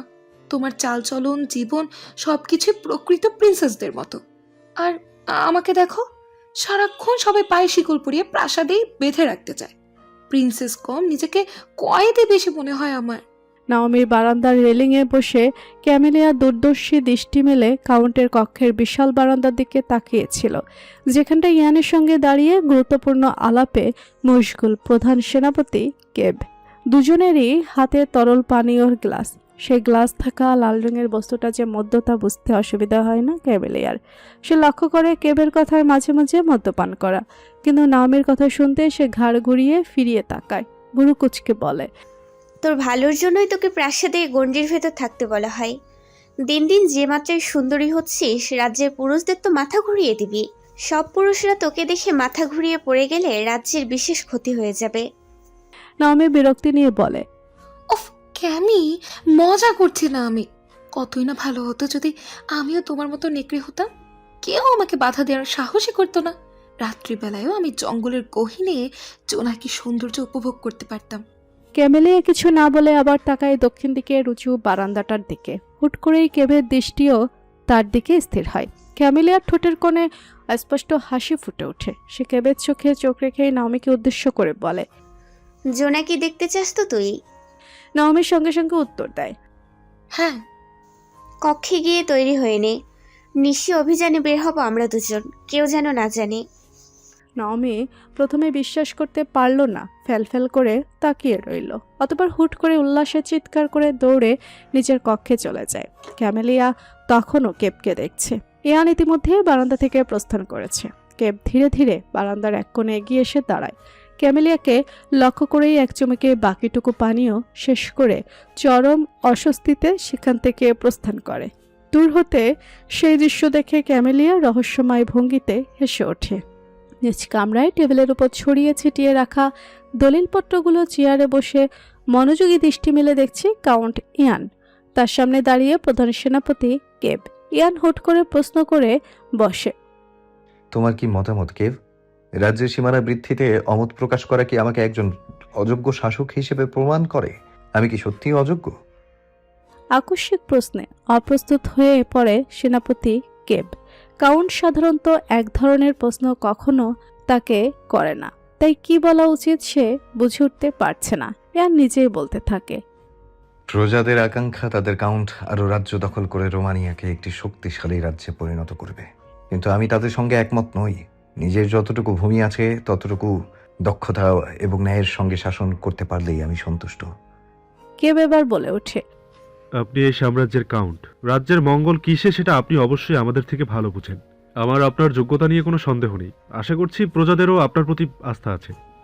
ইয়ান কিছু বলতে নেবে এমন সময়ে ফট করে তার কামরার দরজা খুলে যায়। কক্ষে প্রবেশ করে চিন্তিত আনাস্তাসিয়া রাজমাতাকে দেখতে কেব দ্রুত মাথা নত করে ইয়ানের কাছে প্রস্থানের অনুমতি চায়। তবে তার পূর্বেই আনাস্তাসিয়া বলে ওঠে, ক্যামি আর নাওমি প্রাসাদে নেই ইয়ান। ইয়ান ভুরুকুচকে তাকিয়ে বলে, প্রাসাদে নেই মানে? আর ক্যামেলিয়া, ও কখন এলো? ক্যামি সন্ধ্যার পরপরই প্রাসাদে এসেছিল, আমার সঙ্গে দেখা করে নাওমির কাছে যায়, কিন্তু এখন দুজনের একজনও প্রাসাদে নেই। তন্ন তন্ন করে পুরো প্রাসাদ খুঁজেছে দাসীরা। প্রহরীরা প্রাসাদের পেছনের দরজা খোলা অবস্থায় পেয়েছে। ঈশ্বর জানে এদের মাথায় কি চলছে। এই রাত করে দুজন সকলের চোখে ধুলো ছুঁড়ে জঙ্গলে গিয়েছে কি করতে কে জানে। প্রধান সেনাপতির কপালেও চিন্তার ভাঁজ ফুটে ওঠে। লোনার জঙ্গল ঘুরে দেখার ইচ্ছা থাকলে নিচে একা যেত। অহেতুক প্রিন্সেসকেও কেন সঙ্গে করে নিয়ে গেল? কোনো বিপদ হলে ক্যামেলিয়া না হয় নিজের শক্তি ব্যবহার করে আত্মরক্ষা করতে পারবে, কিন্তু প্রিন্সেস নাওমি তো মানুষ। ওনার কিছু হয়ে গেলে সেটার জবাবদিহিতা কি করে করবে? আনাস্তাসিয়া উদ্বেগ নিয়ে ছেলের হাত ধরে বলে, বোনদের খুঁজে আনো ইয়ান, দুজনকেই সুরক্ষিত অবস্থায় প্রাসাদে ফিরিয়ে আনো। ওদের কিছু হলে ওদের দুজনের পিতাকে আমি কি জবাব দিব? ম্যাথিউ ইতিমধ্যে বেরিয়ে পড়েছে নাওমিকে খুঁজতে, আর অরুণ ভাই তো এই ব্যাপারে কিছুই জানে না। ইয়ান মাকে আশ্বাস দিয়ে বলে, আমি যাচ্ছি, অযথা চিন্তা করো না, কিচ্ছু হবে না। ভোরের আলো ফোটার আগে দুজনকে তুমি প্রাসাদে পাবে। বলে ইয়ান কেপকে নিয়ে বেরিয়ে গেল। আনাস্তাসিয়া অসহায় চোখে তাকিয়ে রইল ছেলের যাওয়ার পানে। কি করবে সে? একদিকে ছেলের জন্য দুশ্চিন্তা, অপরদিকে মেয়ে দুটো নিরাপদে ফিরে আসার চিন্তা। এত চিন্তা ভার আর নিতে পারে না সে। খুব ক্লান্ত লাগে নিজেকে। ক্যামেলিয়ার সহায়তায় প্রাসাদের সকলের চোখ ফাঁকি দিয়ে তার সঙ্গে বেরিয়ে এসেছে নাওমি। চোখ মুখ উপচে তার খুশির ঝলক দেখা যাচ্ছে। সকলের চোখে ধুলো ছুঁড়ে সঙ্গে করে একটা ঘোড়াও নিয়ে এসেছে সে। গহীন জঙ্গলের বুকে মুক্ত পাখির মতো ঘোড়ার পিঠে করে ছুটছে সে। তার পাশে ঘোড়ার গতির সঙ্গে তাল মিলিয়ে নিজের মানব রূপ বদলে ছুটে চলেছে এক নেকড়ে কন্যা। নাওমি উজ্জ্বল নয়নে দেখে মাথার উপরে পেঁজা তুলোর মতো মেঘরাশির মধ্যে দিয়ে উকি দেওয়া চাঁদটাকে। প্রাসাদে তার কক্ষের বারান্দা থেকে এই চাঁদকে দেখতে কতটা শান্ত এবং স্থির মনে হতো সবসময়, অথচ এই মুহূর্তে এই চাঁদও যেন ছুটে চলেছে তার সঙ্গে। রাতের অন্ধকারে কি অপরূপ সৌন্দর্য লুকিয়ে আছে এই গহীন জঙ্গলের অভ্যন্তরে। হুট করে এই গহীন জঙ্গলের একটা নির্দিষ্ট জায়গায় এসে নাওমি ঘোড়ার লাগাম টেনে ধরে স্থির দাঁড় করালো। তার দেখা দেখি নেকড়েরূপী ক্যামেলিয়াও থেমে গেল। নাওমি উচ্ছ্বাসে ফেটে পড়ে দেখতে থাকলো চোখের সামনে স্পষ্ট দৃশ্যটা। ঘন অন্ধকার জঙ্গলের এই জায়গাটুকু জোনাকি পোকার কৃতিত্বে টিমটিমে আলোয় আলোকিত হয়ে আছে। কি চমৎকার দেখাচ্ছে চারিপাশটা। অপার্থিবের সৌন্দর্যের সাক্ষী হতে পেরে খুশিতে আত্মহারা নাওমি ঘোড়ার পিঠ থেকে নেমে গেল। দৌড়ে এগিয়ে গিয়ে সবুজ আলোর উৎসগুলোকে ছুঁয়ে দেখার চেষ্টায় মত্ত হলো। ক্যামেলিয়া এতটা হিংস্র গর্জন তুলে নিজের নেকড়ে রূপ ছেড়ে মানব রূপে ফেরত এলো। দেখলো নাওমির খুশির ঝলক, নীরবে হাসলো। অতঃপর বাবা যখন প্রথমবার তাকে রাতে জঙ্গলে গহীনের লোকায়িত সৌন্দর্যের সঙ্গে পরিচয় করিয়েছিল, তখন সেও এরকমই আনন্দিত হয়েছিল। অবশ্য সেটা বহু বছর পুরনো ঘটনা। নিজের নেকড়ে সত্তাকে নিয়ন্ত্রণে রাখার প্রশিক্ষণের জন্য ছোটবেলা থেকেই এই জঙ্গলের মাঝে বারবার বাবার সঙ্গে বের হওয়া হতো তার। তাই জোনাকি পোকার এই দৃশ্য দেখে এক প্রকার অভ্যস্ত এসে বলা যায়। শান্ত স্থির গতিতে ভঙ্গিতে দাঁড়িয়ে থাকা ঘোড়াটাকে হুট করেই বিচলিত দেখা গেল। কিছু বুঝে ওঠার পূর্বে সে এক ছুটে দিক বেদিক ভুলে দৌড়ে ছুটে চলে গেল। আকস্মিক রেশাধ্বনি শুনে নাওমি এবং ক্যামেলিয়া দুজনেই চমকে তাকালো। হুট করে ঘোড়ার এরকম আচরণের কারণ প্রথমে দুজনের একজনও বুঝে উঠতে না পারলেও যখনই তারা মাটিতে ফনা তুলে বসে থাকা বিষধার সাপটিকে দেখল, তখনই বুঝে গেল ঘোড়ার ভীত হওয়ার কারণ। নাওমি আতঙ্কিত হয়ে পড়ল। সম্পূর্ণ দুনিয়ায় এই একটি প্রাণীকে সে সব থেকে ভয় পায়। বিচ্ছিরি দেখতে এই প্রাণীর নাম শুনলেও তার গা গুলি আসে। ক্যামেলিয়া নাওমির আতঙ্কের ব্যাপারটা জানে বলেই চোখের পলকে সে সাপটাকে দুহাতের সাহায্যে ধরে টেনে ছিন্ন বিচ্ছিন্ন করে ছুঁড়ে ফেলল। অতঃপর নাওমির দিকে তাকিয়ে বলল, তুই এখানে অপেক্ষা কর, ঘোড়া বোধহয় বেশি দূর যায়নি, আমি এক্ষুনি ধরে নিয়ে আসছি। কোথাও যাবি না কিন্তু, আমি এলে একসঙ্গে ফিরবো। কথাটুকু শেষ করে ক্যামেলিয়ার অপেক্ষা করে না, তীব্র গতিতে এক ছুটে চলে যায় ঘোড়া যেদিকে চলে গিয়েছে সেই পথ অনুসরণ করে। নাওমি একা দাঁড়িয়ে রয় আপন জায়গায়। তার চোখের সামনে ভাসছে ক্যামেলিয়ার সাপের দেহকে ছিন্ন ভিন্ন করার বীভৎস দৃশ্য। মাথাটা কেমন ভনভন করছে। এ দৃশ্য দেখার পর থেকেই পেট গুলিয়ে বমিও পাচ্ছে। সে অন্যদিকে ঘুরে দাঁড়ায়, অপেক্ষা করতে থাকে ক্যামেলার। বাতাসের বেগে ছুটে বেশ কিছু দূর যেতেই ঘোড়ার নাগাল পায় ক্যামেলিয়া। সে একলাপে ঘোড়ার পিঠে বসে সম্পূর্ণ বল প্রয়োগ করে লাগাম টেনে ঘোড়াকে থামায়। বড় বড় নিঃশ্বাস ফেলতে ফেলতে হেসে বলে, ভীতু কোথাকার, আমাকে ভয় পাস না, কিন্তু সামান্য সাপকে ভয় পাস। ওই সাপকে আমার থেকে বেশি ক্ষমতাধর। ঘোড়াকে শান্ত করে ক্যামেলিয়া ফিরে যাওয়ার উদ্দেশ্যে রওনা হতে নিলে হুট করে একটা বিকট শব্দ হয়। ক্যামেলিয়া ছিটকে দূরে গিয়ে পড়ে। মাটিতে পড়ে চটফট করতে থাকে। মানুষ স্বর ছেড়ে হিংস্র স্বরে ব্যথায় গোঙাতে থাকে। শিউরে কারো উপস্থিতি টের পেতে ব্যথাত চোখ মেলে তাকায় সে। দেখতে পায় একজন পুরুষকে, তার দিকে রাইফেল তাক করে দাঁড়িয়ে। চোখে মুখে বর্বরতার ছাপ স্পষ্ট। ক্যামেলিয়া বুঝতে পারে রাইফেল থেকে তাক করা গুলিটা বোধহয় রূপার তৈরি ছিল, এজন্য তার এতটা যন্ত্রণা হচ্ছে। কিন্তু তাকে ঘায়াল করার পেছনে লোকটার উদ্দেশ্য কি? কি করতে চাইছে ক্যামেলিয়ার সঙ্গে? ক্যামেলিয়া সর্বোচ্চ চেষ্টা করে নিজের শক্তি ব্যবহার করার, কিন্তু সে সক্ষম হয় না। বুলেটের প্রভাবে বেশ দুর্বল হয়ে পড়েছে। অসহনীয় ব্যথা ইতিমধ্যে পুরো শরীর ছড়িয়ে পড়েছে। উপরে দৃঢ়ভাবে বাজিয়ে রাখলেও মনে মনে ক্যামেলিয়া আর্তনাদ করে, বাবা, আমি প্রতিরোধ করতে পারছি না, আমি আত্মরক্ষা করতে পারছি না। দূর থেকে হুট করে ভেসে আসা বেকার শব্দে নাওমি চমকায়। চমকে আশেপাশে তাকায়। কিসের শব্দ হলো এটা? ক্যামির কি কোনো বিপদ হয়েছে? প্রশ্নটা মাথায় উকি দিতেই নাওমি ভীত হলো। মনে মনে নিজেকে বুঝতে দিল ক্যামির আবার কি হবে। নেকড়ের শক্তি আছে ক্যামির কাছে। সাধারণ মানুষ নয় সে, আলফার কন্যা সে। তার কে কি বা ক্ষতি করবে? মনে মনে নিজেকে এসব বুঝ দিলেও এই মুহূর্তে নাওমির সত্যি ভয় করছে। তার ভয়ের মাত্রা বাড়িয়ে দিতেই বোধহয় হুট করে সামনের গাছ থেকে ঝুলন্ত অবস্থায় একটা চিকন সাপ মাথা বের করে। এইবার আর নাওমি স্থির থাকতে পারে না। সে ভয়ে গলা ফাটিয়ে চিৎকার করে উল্টো দিকে ঘুরে দৌড়ানো শুরু করে। দিক বেদিক হারিয়ে দৌড়াতে ব্যস্ত নাওমি হুট করে ঘোড়ার খুঁড়ের শব্দ শুনতে পেয়ে থেমে যায়। ভীত দৃষ্টি মেলে সামনে তাকাতেই দেখতে পায় ঘোড়ায় করে কেউ একজন এদিকে ছুটে আসছে। রাতের বেলা হওয়ায় দূর থেকে মানুষটাকে স্পষ্ট দেখতে পায় না নাওমি, কিন্তু ধীরে ধীরে ঘোড়াটা কাছাকাছি আসতেই নাওমি স্পষ্ট দেখতে পেল মানুষটাকে। পরিচিত মুখ দেখতেই দৌড়ে এগিয়ে গেল। নাওমিকে ছুটে আসতে দেখে ক্লাডিয়াস এক লাফে ঘোড়ার পিঠ থেকে নামলো, এগিয়ে গিয়ে নিরাপদ দূরত্ব বজায় রেখে প্রশ্ন করলো। প্রিন্সেস, ঠিক আছেন আপনি? নাওমি হাঁপাতে হাঁপাতে জবাব দেয়, হ্যাঁ ঠিক আছে, কিন্তু ক্যামি, একটু আগে বিকট একটা শব্দ হয়েছে।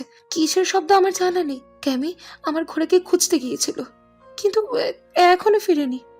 ক্লাডিয়াস কিছু বলবে তার পূর্বেই আরও কিছু ঘোড়া এসে উপস্থিত হলো সেখানে। ঘোড়ার পিঠে বসা পুরুষদের দেখেই নাওমি ভয়ে একটা ঢোক গিলল। প্রত্যেকের চেহারায় কি ভয়ঙ্কর রাগের ছাপ। ম্যাথিউ মেয়ের কাছে এসে থমকে উঠল। এতটা বেপরোয়া হয়ে গেছে তুমি, প্রাসাদ থেকে পালানোর দুঃসাহস দেখাও। তোমার এই আসপদ্দা রুখে দিতে তোমাকে কি কামরাবন্দি করে রাখতে হবে? বাবার এরকম রুড়ো মাথায় নাওমির চোখ ছলছল করে ওঠে। এতগুলো সৈন্যের সামনে বাবা তাকে এরকম করে বলতে পারলো? অভিমানে নাওমির বুক ভার হয়ে ওঠে। তখনই আরো দুটো ঘোড়া এসে সেখানে উপস্থিত হয়। কাউন্ট ইয়ানকে দেখতেই সকল সৈন্য মাথা নত করে এক হাঁটু ভেঙে বসে পড়ে। ইয়ান দ্রুত এসে নাওমিকে আগলে ধরে তার উদ্দেশ্য করে প্রশ্ন করে, ঠিক আছিস তুই? নাওমি মাথা নেড়ে হ্যাঁ জানায়। ইয়ান ব্যস্ত চোখে চারিপাশে তাকায়। কাঙ্ক্ষিত আরেকজনকে অনুপস্থিত দেখতে সে প্রশ্ন করে, ক্যামি, ক্যামি কোথায়? তোর সঙ্গে ছিল না? নাওমি ইয়ানকে পুরো ঘটনা খুলে বলতে ইয়ানের কপালে চিন্তার ভাঁজ পড়ে। সে দ্রুত ম্যাথুকে উদ্দেশ্য করে বলে, আপনি সকল সৈন্য সহ নাওমিকে প্রাসাদে নিয়ে যান। আমরা ক্যামির খোঁজ করছি, ওকে নিয়ে ফিরবো। ম্যাথু উদ্বেগ নিয়ে বলে, প্রিন্সেসকে সৈনিকরা প্রাসাদে পৌঁছে দিবে। আপনাকে ফেলে যাওয়া সম্ভব নয় আমার পক্ষে। আপনার মা আপনার খোঁজ করবে। আমার চিন্তা করবেন না, কিচ্ছু হবে না আমার। জোসেফ, ক্লেভ, ক্লাডিয়াস থাকবে আমার সঙ্গে। ওরাই যথেষ্ট হবে ক্যামেলিয়াকে খোঁজার জন্য। আপনি নাওমিকে সঙ্গে নিয়ে দ্রুত প্রাসাদে ফিরুন। ম্যাথুই দ্বিধায় পড়ে যায়। সে বুঝতে পারছে কেন ইয়ান বাকি সৈন্যদের নিয়ে ফিরে যাওয়ার কথা বলছে। জোসেফের পরিবার এবং প্রধান সেনাপতি কেব ব্যতীত আর কেউ এখানে ক্যামেলিয়ার নেকড়ে সত্য সম্পর্কে অবগত নয়। সেজন্য ইয়ান এই সাবধানতা পথ অবলম্বন করছে। তবে ইয়ানকে এভাবে ফেলে যেতে মন চায় না ম্যাথিউর। ভাইয়ের আমানতের জীবনও তার কাছে নিজের সন্তানের মতোই মূল্যবান। এ কেমন দ্বিধা। ইয়ান আবারও অনুরোধ করলে ম্যাথিউ অগত্যার রাজি হয়। মেয়ে এবং বাকি সৈন্যদের নিয়ে ফিরে যায় সে। ইয়ান সহ বাকিরা আবারও ঘোড়ার পিঠে উঠে বসে ক্যামেলিয়ার খোঁজ করতে। স্থির দাঁড়িয়ে রয় কেবল কেপ, যেন গভীর কোনো কল্পনায় বিভোর সে। ইয়ান ডাকতে তার সম্বিত ফিরে দ্রুত ঘোড়ার পিঠে উঠে বসে নেকড়ে পালের আলফার মেয়ের খোঁজের উদ্দেশ্যে। প্রকৃত যেন নিষ্প্রাণ আজ। কক্ষভর্তি মোমবাতির আলোয় আলোকিত গোটা কামরাটা। যুবরাজ বেহজার ডিভান আকৃতির একটা গদির উপর বসে বই পড়তে ব্যস্ত। তার সামনে থাকা টেবিলের উপর বিশাল থলিতে সুসজ্জিত রয়েছে নানান ফলমূল। আচানক কামরার দরজায় কড়াঘাতের শব্দ হতেই বেহজাদ বইয়ের পৃষ্ঠায় দৃষ্টি স্থির রেখে গম্ভীর স্বরে বলে ওঠে, এসো। দরজা খুলে যায়। কক্ষে প্রবেশ করে এক মধ্যবয়স্ক নারী। দেহ জুড়ে বিভিন্ন ধরনের অলংকার। তার পরিহিত মখমলের কাপড় এবং বেশভূষা বলে দিচ্ছেন তিনি কোনো রাজ্যের সম্রাজ্ঞী। ওনাকে দেখতেই বেহজাদ বই রেখে উঠে দাঁড়ায়। সম্মানের সহিত সালাম দিয়ে বলেন, স্বাগতম বেগম চান। বাদশাহ বেগম আয়েশা একগাল হেসে ছেলের গালে হাত রাখেন। আপ্লুত স্বরে বলেন, আজ সবাই তোমার পিতার সঙ্গে তুমি উপস্থিত ছিলে। নিজের চমৎকার বিচক্ষণতা এবং বিবেচনার প্রমাণ দিয়েছ। মন্ত্রীরা সকলে তোমার প্রশংসায় পঞ্চমুখ। সাম্রাজ্যের উত্তরসূরি হিসাবে এইভাবে প্রতিটা পদে পদে নিজের যোগ্যতা প্রমাণ দিয়ে যাবে তুমি। বেহজাদ ম্লান স্বরে বলে, ওই সিংহাসনের উত্তরসূরি কি আদিতেই আমি? ছেলের এহেন কথায় আয়েশা ভরকে যায়। দুহাতে ছেলের বাহু ধরে আশ্বস্ত করে বলে, বেহেজাদ বাবা আমার, মহান সৃষ্টিকর্তা তোমাকে এই মহান সাম্রাজ্যের উত্তরসূরি হিসাবে নিযুক্ত করেছে। তাই তোমার মাথায় থাকা উচিত অবান্তর ভাবনাগুলোকে প্রশ্রয় না দেওয়া, বরঞ্চ প্রস্তুতি নাও। তোমার পিতার পর এই সব কিছু তোমার হবে। বেহজাদ এবার কিছুটা অস্থির হয়ে স্বরে বলে, অবান্তর ভাবনা বলছেন বেগম চান? আমার বোন যেখানে অনিশ্চিত ভবিষ্যতের পথে হাঁটছে, সেখানে আমি নিজের সিংহাসনে বসার প্রস্তুতি নিব? রাজ্যের উত্তরসূরি হিসেবে বোনের জায়গায় কি এই লক্ষ্য পূরণে আমার যাওয়া উচিত ছিল না? আয়েশা এবার ক্রোধ নিয়ে বলে ওঠে, তাহলে কি করবে তুমি? জেনে বুঝে আগুনে ঝাঁপ দিতে? ভুলে যেও না, আমাদের একমাত্র আশার অবলম্বন তুমি। তোমার সুরক্ষার থেকে গুরুত্বপূর্ণ আর কিছুই নয়, রাজকুমারীর জীবনও নয়। নিজের কথা শেষ করে আয়েশা কক্ষ থেকে প্রস্থান করতে উদ্বুদ্ধ হতে বেজাত থমথমে স্বরে শুধায়, মাহাশা পরিচয়ে রোমানিয়া রাজ্যে আশ্রয় নেওয়া রাজকুমারী জেইলান যদি আপনার নিজের সন্তান হতো, তবুও কি আপনি একই কথা বলতেন? তবুও কি ওর জীবনের কোনো মূল্য থাকতো না আপনার কাছে? নিজের সন্তানকে হায়েনাদের রাজ্যে পাঠাতে বুক কাঁপতো না আপনার? ছেলের এমন প্রশ্নে বাদশাহ বেগমের পাজোড়া থেমে যায়। খুঁজে পায় না কোনো উত্তর, খোঁজার প্রয়োজনও বোধ করে না। সে কেবল এইটুকু জানে যে নিজের সন্তানের ভবিষ্যতের জন্য এরকম হাজারটা জেইলানকে তিনি কুরবান করতে রাজি। রাজ্যের ভবিষ্যতের থেকে এক রাজকুমারী জীবন তাৎপর্যপূর্ণ নয় কখনোই। ভোরের প্রথম প্রহর তখন। রাজপ্রাসাদে পা রাখতেই আরন খোঁজ করল নিজের মেয়ের। শেষ রাতে ক্রিয়াসের সঙ্গে নিজ প্রাসাদে ফিরেই সে খবর পায় ক্যামেলিয়া রাজধানীতে এসেছে। তাই মেয়ের সহি সালামতে পৌঁছেছে কিনা সেটা নিশ্চিত হতে এসেছে সে। তবে প্রাসাদে পা রাখতেই তার মনে হলো কিছু একটা ঠিক নেই। নিজের মনের ডাককে পাত্তা না দিয়ে আরন হলরুমে উপস্থিত এক দাসীকে ডেকে জিজ্ঞেস করল, ক্যামিলিয়া কোথায়? কক্ষে ঘুমোচ্ছে? রাতে বেশি দেরি করে এসেছিল ও। দাসী কিছু বলতে নেবে তার আগেই সিঁড়ির কাছ থেকে ভেসে আসে আনাস্তাসিয়ার স্বর, অরুণ ভাই। আরন তাকাতেই লক্ষ্য করে নির্ঘুম চোখে দাঁড়িয়ে থাকা আনাস্তাসিয়াকে। সে চমকায়। আনাস্তাসিয়ার চিন্তিত এবং বিধ্বস্ত মুখশ্রী বলে দিচ্ছে কিছু একটা ঠিক নেই। আরন কিছু বলবে তার পূর্বে আনাস্তাসিয়া বলে ওঠে, উপরে আসুন, আপনি কক্ষে গিয়ে একান্তে কথা বলছি। আরন বাড়তি কোনো প্রশ্ন করে না। দ্রুত সিঁড়ি বেয়ে উঠে আনাস্তাসিয়ার সঙ্গে একটা কক্ষে প্রবেশ করে। কক্ষে পা রাখতে এসে আরেক দফা চমকায়। কক্ষের এক কোণে একটা টেবিলের সামনে বিচলিত ম্যাথিউ দাঁড়িয়ে, পাশে এক ডিভানে স্যাফিরা বসে, তার কপালেও চিন্তার ভাঁজ। আরন এবার জিজ্ঞেস করে বসে, কি হয়েছে? আনাস্তাসিয়া ভয়ে কিছু বলে উঠতে পারে না, তাই দুঃসংবাদটা ম্যাথুই দেয়। ক্যামিলিয়া এবং নাওমি গত রাতে প্রাসাদে কাউকে কিছু না জানিয়ে জঙ্গলে যায়। আমরা এই ব্যাপারে জানতেই সাথে সাথে ওদের পিছু যাই। নাওমিকে উদ্ধার করা সম্ভব হলেও ক্যামেলিয়াকে কোথাও খুঁজে পাওয়া যায়নি। আরুণ শুনল সবটা। অদ্ভুতভাবে শান্ত রইল সে। ফ্যালফ্যাল করে তাকিয়ে রইল ম্যাথিউর দিকে। আনাস্তাসিয়া ভীত স্বরে ডাকে, ভাই। আরুণ অদ্ভুতভাবে তাকায় আনাস্তাসিয়ার দিকে, বিস্মিত। পাওয়া যায়নি মানে? মেয়ে কোথায় আমার? ক্যামি কোথায়? সারা রাত ধরে ক্যামেলিয়া চিন্তায় আনাস্তাসিয়া এভাবে ভেঙে পড়েছিল।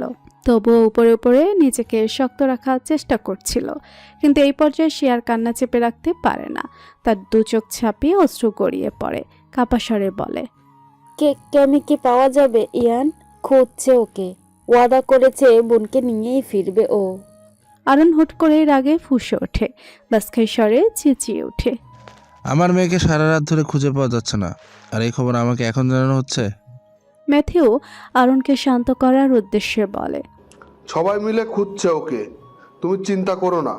আরুণ আবারও একই স্বরে বলে ওঠে, চিন্তা করবো না? ক্যামের জায়গায় নাওমি হলেও কি তুমি একই কথা বলতে? থাকতে পারতে শান্ত? ভুল আমারই। আমার ক্যামিকে নিজের চোখের আড়াল হতে দেওয়া উচিত হয়নি। আমার মেয়ে যে সবার হাতে সুরক্ষিত না, এটা আমার আগেই বোঝা উচিত ছিল। আরুণের কথায় খোঁচা সাপ স্পষ্ট। ক্যামি আমারও কিছু হয় ভাই, আমারও ওর সাথে সম্পর্ক আছে। আমার বোনের মেয়ে ও। আনাস্তাসিয়া ছলছল নয়নে তাকিয়ে বলে। আরুণ আনাস্তাসিয়ার কথাগুলো উপেক্ষা করে ত্রস্ত পায়ে কামরা ছেড়ে বেরিয়ে যায়। তার কাছে এই মুহূর্তে নিজের মেয়েকে খুঁজে বের করা বেশি জরুরি। সবার জীবনে কেউ না কেউ আছে, কিন্তু তার জীবনে তো তার মেয়ে বাদে কেউ নেই। তার নিজস্ব অস্তিত্বই এখনও বহাল আছে শুধুমাত্র ক্যামেলিয়ার কারণে। আনাস্তাসিয়া নিজ জায়গায় দাঁড়িয়ে কান্নায় ভেঙে পড়ে। হাঁটু গেড়ে বসে পড়তে নিলেই ম্যাথু এসে সামলায় তাকে। উদ্গ্রীব স্বরে বলে, নিজেকে সামলাও, কিছু হবে না, ক্যামেলিয়াকে পাওয়া যাবে। আনাস্তাসিয়া অশ্রুসিক্ত স্বরে বলে, আমি আর পারছি না রাজ্য। ইয়ান, ক্যামি এত দুশ্চিন্তার ভার আমি আর নিতে পারছি না। এসবের কি কোনো ইতি নেই? ম্যাথিউ কোনো উত্তর দিতে পারে না। তার মায়া হয় কেবল। সে তো এত বছর ধরে দেখে এসেছে এই নারীকে, কিভাবে সবার ঢাল হয়ে দাঁড়িয়ে আছে। একটা মানুষ আর কতটা সহ্য করতে পারে। এই নারী কেন জীবনে দুটো দিন একটু শান্তিতে কাটাতে পারে না? দূরে ডিভানের উপর বসে থাকা সাফিরা লক্ষ্য করে এই দৃশ্য, দেখে নিজের স্বামীর দৃষ্টি, যে দৃষ্টিতে মিশে আছে সাফিরার কাঙ্ক্ষিত অনুভূতি, যে অনুভূতি সে সবসময় ম্যাথিউর চোখে খুঁজে এসেছে। কিন্তু সাফিরা ভালো করেই জানে যে ম্যাথিউ তাকে স্ত্রী এবং নিজের সন্তানের মা হিসেবে ভালোবাসলেও কখনো নিজের মনের একান্ত স্থানে জায়গা দিতে পারবে না। দিবে কিভাবে? সেখানে তো আগে থেকে অন্য কারো দখল। সাফিরা দৃষ্টি ফিরিয়ে নিয়ে একটা দীর্ঘশ্বাস ফেলে। কিছু জিনিস দেখেও না দেখার ভান করাতে সকলের মঙ্গল বলে সে মনে করে। অদ্ভুত এক রাজ্যে রোমানিয়া। পুরো রাজ্যে বোধহয় একজন মুসলিম ব্যক্তিও নেই। অন্তত গত দুদিনে মাসার তো এমনটাই ধারণা হয়েছে। কোথাও না কোথাও মসজিদ নেই যেখান থেকে আজানের ধ্বনি ভেসে আসবে, অথচ রাজ্যের আনাচে কানাচে গির্জার ছড়াছড়ি। অভ্যাসবশত শেষ রাতের দিকে ঘুম থেকে উঠেই মাসা দ্রুত জানালা দিয়ে বাহিরে উকি দেয়। পূর্ব আকাশে লম্বা আকৃতির আলোর রেখার আভাস দেখা যাচ্ছে, অর্থাৎ ফজরের রক্ত শুরু হয়ে গিয়েছে। এই হাড় কাঁপানো শীতে মাসাকে ঠান্ডা পানিতে উঁচু করে নেয়। অজু করে পুরো বাসায় একবার চোখ বোলায়। বাড়ির কর্তা জোসেফ কিংবা তার ছেলে ক্লাডিয়াস কেউই গতরাতে বাসায় ফিরেনি। জয়ানরাও গভীর ঘুমে মগ্ন। মাসা কামরায় ফিরে একটা পরিষ্কার ধোয়া শাল মাটিতে জায়নামাজের মতো করে বিছিয়ে নেয়। অপর আরেকটি শাল দিয়ে মাথা, বুক, গলা আবৃত করে নিয়ে সে নামাজের উদ্দেশ্যে দাঁড়ায়। নামাজ আদায় করা শেষ হতেই সে কতক্ষণ নীরবে বসে রয়। চোখের সামনে ভেসে ওঠে কিছু অস্পষ্ট দৃশ্য। মুহূর্তে তার চোখের কোণ ভিজে ওঠে, মনের সংকল্প দৃঢ় হয়, প্রাণ গলে যাক, কিন্তু নিজের উদ্দেশ্য পরিপূর্ণ না করে সে কিছুতেই দম নেবে না। তাকে দ্রুতই তার রাজ্যে ফেরত পাঠানোর ব্যবস্থা করা হবে। তার পূর্বেই মাসার যে কোনো মাধ্যমে রাজপ্রাসাদে পৌঁছাতে হবে। এখন কেবল একটা মোক্ষম সুযোগের অপেক্ষা। একবার রাজপ্রাসাদে পৌঁছে গেলে এই খেলার শেষ চাল সে চালবে, যে চালের মধ্যে দিয়ে তার রাজ্য শত্রুমুক্ত হবে। তুষার আচ্ছাদিত সবুজ অরণ্যের বুকে নিরলস ভঙ্গিতে এদিক সেদিক ছোটাছুটি করছে চারটি ঘোড়া। ঘোড়ার পিঠে থাকা পুরুষেরা গলা ফাটিয়ে ডেকে চলেছে একটাই নাম, ক্যামেলিয়া, ক্যামেলিয়া।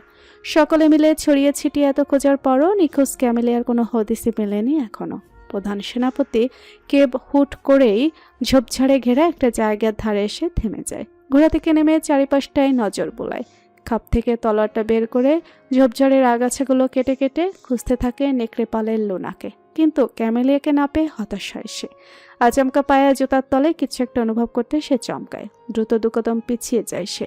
এক হাঁটু গেড়ে বসে উপড়ে ফেলা তৃণগুলোর মধ্যে হাতটাতে সে একটা মেয়েলি কেশের কাঁটা খুঁজে পায়। প্রজাপতির নকশা খোদাই করা টকটকে লাল রঙের এই কাঁটাটি কেব আগেও কোথাও দেখেছে। কিছুক্ষণ মনে করার চেষ্টা করতেই তার খেয়াল হয় এটা ক্যামেলিয়ার। বেশ অনেকবারই ক্যামেলিয়ার চুলের বাঁধনেই অলংকারটি দেখেছিল সে। তার মানে ক্যামেলিয়ার কাছে কোথাও আছে। চুলের কাঁটাটি হাতে নিয়েই কেব উঠে দাঁড়ায়। ব্যস্ত নয়নে আশেপাশে তাকিয়ে ডেকে ওঠে,